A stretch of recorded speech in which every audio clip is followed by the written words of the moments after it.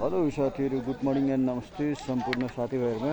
आज चाहिँ म आन्दोलनको भोलिपल्ट यो भैँसेपाटी बागमतीमा रहेको यो भैँसेपाटी ललितपुर जिल्लामा रहेको भैँसेपाटी मन्त्री सेक्टरमा आएको छु।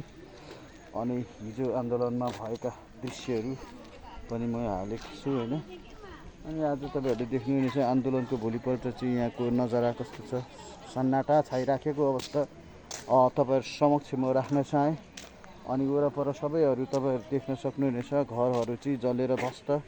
लाइक मलाई त यस्तो लाग्यो कि युक्रेनमा रसियाले हानेको जस्तै त्यस्तै फिल भइरहेछ होइन। तपाईँहरूले देख्न सक्नुहुनेछ मेरो घर पछाडि सबै चाहिँ यसरी सन्नाटा छाएको छ।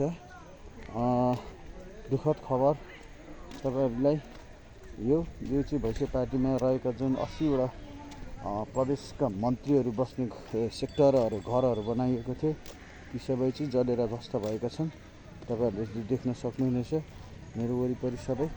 यो चाहिँ तपाईँहरू समक्ष म राख्न गइराखेको छु, हेर्नुहोस्। अनि तपाईँहरूलाई के कस्तो लाग्छ प्रतिक्रिया जनाउन त्यतिकै नभुल्नु होला भनी म अनुरोध पनि गर्न चाहन्छु। तपाईँहरू यो प्रदेशका मन्त्रीहरू 7 प्रदेशमा बसेको मन्त्रीले सचिव सबैको बस्ने चाहिँ ठाउँ यही रहेको छ। तपाईँहरू देख्नुहुनेछ। लाइक यो युक्रेनमा रसियाले हानेको जस्तो अनुभूति चाहिँ मलाई भइराखेको छ। तपाईँहरूलाई कस्तो लाग्छ प्लिज कृपया जनाउनु। अन्य भिडियो तपाईँहरूले